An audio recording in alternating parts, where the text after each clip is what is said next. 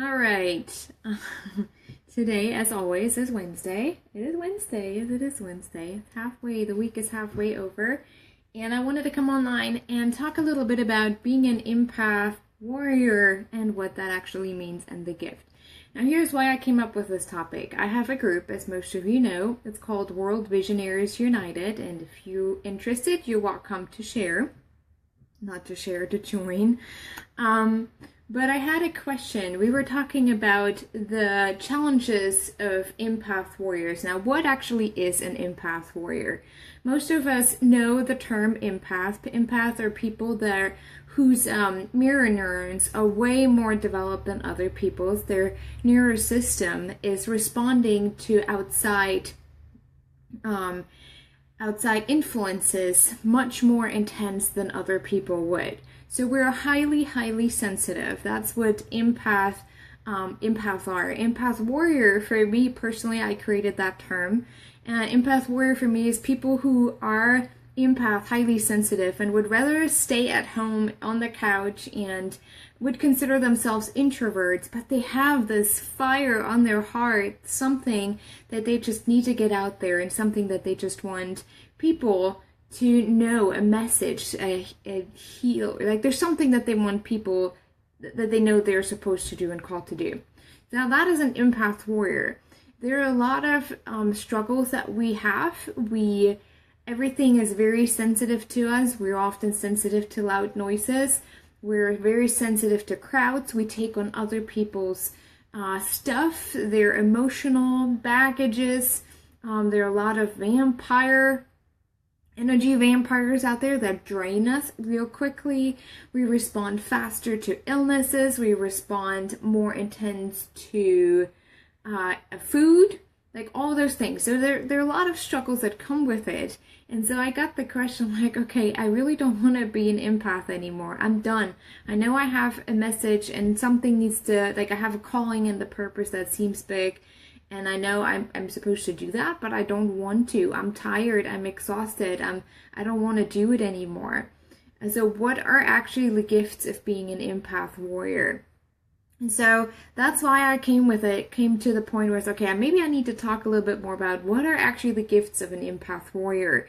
Now, those of you know me and know my business, I coach personally empath warriors. My expertise is also in emotions because empaths deal a lot with emotions, but actually our whole world is emotionally underdeveloped. We have created relationships to emotions that are not beneficial.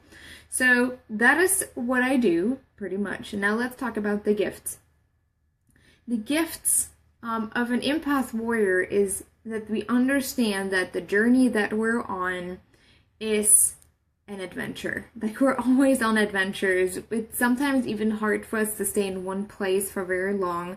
Most of us just feel so connected to the outside world that we feel like we want to meet different people from different backgrounds and countries and cultures. So it's really easy for us to connect with people from all different ways of life. It's fun for us. There's no difference for us to see someone who is from, I don't know, I'm going to just say the example from Germany and someone who's from the US or Canada or even South America. It doesn't matter to us. So our journey in life is really more of an adventure. We love to connect with people.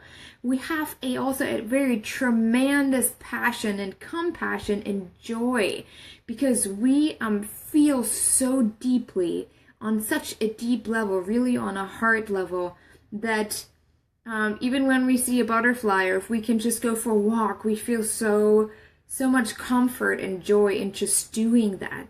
And that is, I think, a gift that we have as empath.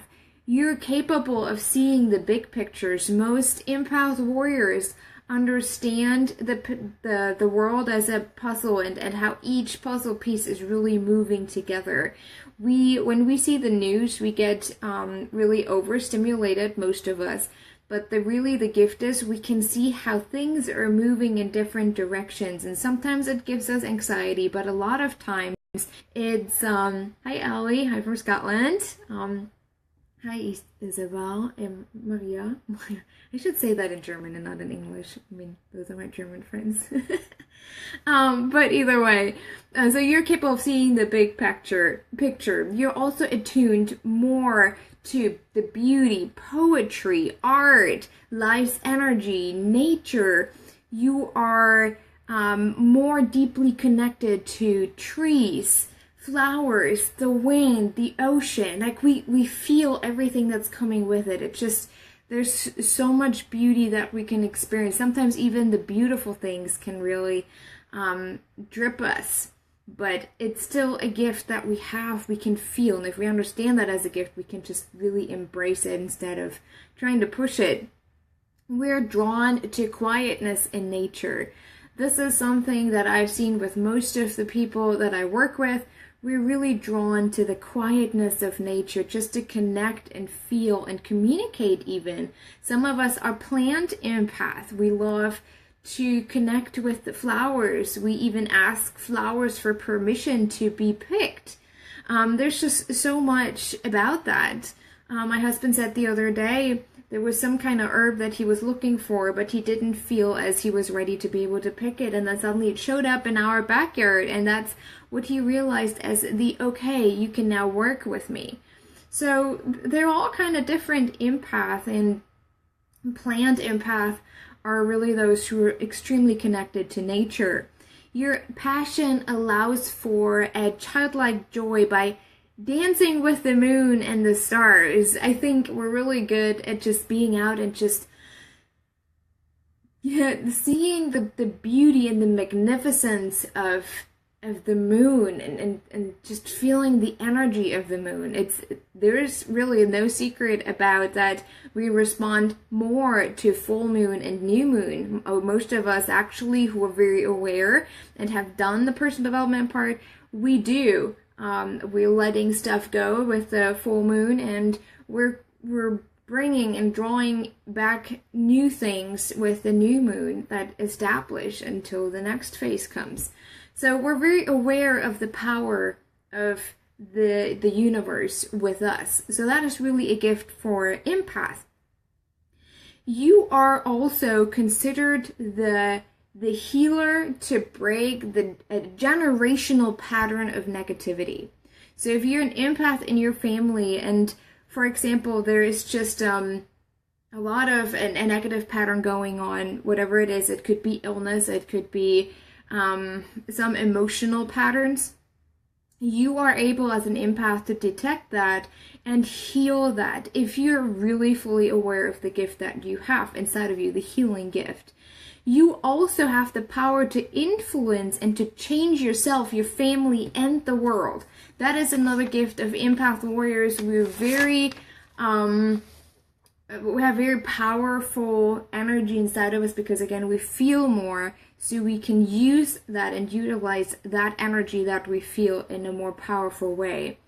When an Empath-Warrior says yes to the work of healing their spiritual, energetic, and emotional world, they're no longer willing to accept abuse, neglect, and violence. And I think that is something that we really, really have to focus on in today's society, where empath or Empath-Warriors in general are not aware what is going on, that they are an empath. We tend to draw into relationships with narcissists, abusive relationships, because we always feel like we can change them.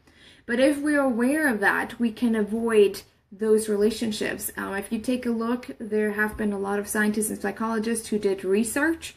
A lot of the women who are in abusive relationships are actually empath. Yeah.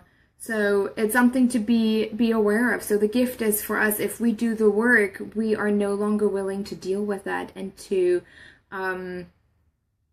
just take it as what it is. We're willing to stand up for ourselves. You're also the most effective change agent. Empath really are drawn to changing things to the positive. It's almost, for some it's a curse, but really if we understand it as a gift, we can utilize it in a more powerful way. Your role is to use, or our role is to use our sensitivity for a greater good. That is something, if you understand you're an empath, you understand that your calling has an impact on a wide range, a much wider range, and not just your neighbor or your family. We trust the power of compassion and love. I think this is something very significant about empath. We usually respond with love and compassion to people.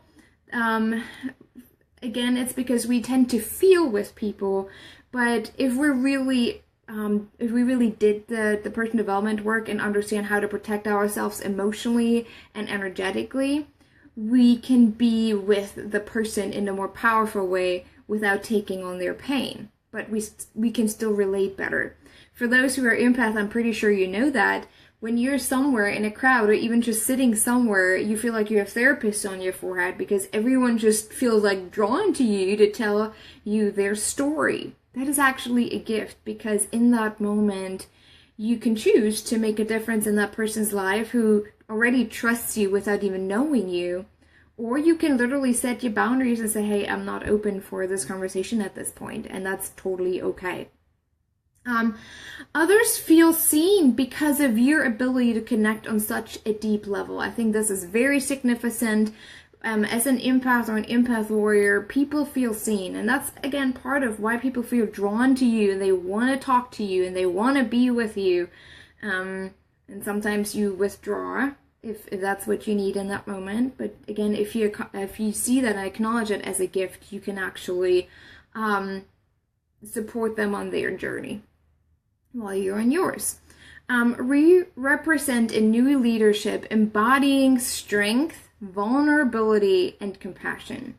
This is very significant, I believe, because in our world, we tend to see leadership as strong and sometimes even a little bit rigid, but empaths are actually very powerful leaders because we can see the individual and can put individuals in these positions that they're best at. So if you have an empath in HR, for example, in your business, in your organization, you have a win because they really see the person and see where they fit in the most and the best and how to accommodate people to give their best and to be their best. So hire empath in HR if you can. Just leave them alone. Don't always stand in their office space. Just give them space to do their work. That's one thing. We're here to define the path to peace within ourselves as well as the world. So if you're an empath, you need to understand that you're here to define the path to peace in the world. Your vibration operates on a much higher level than other people's. So you see things differently. You feel before you know. You feel before you see the facts. Most of us already know when something is happening. So that is a gift.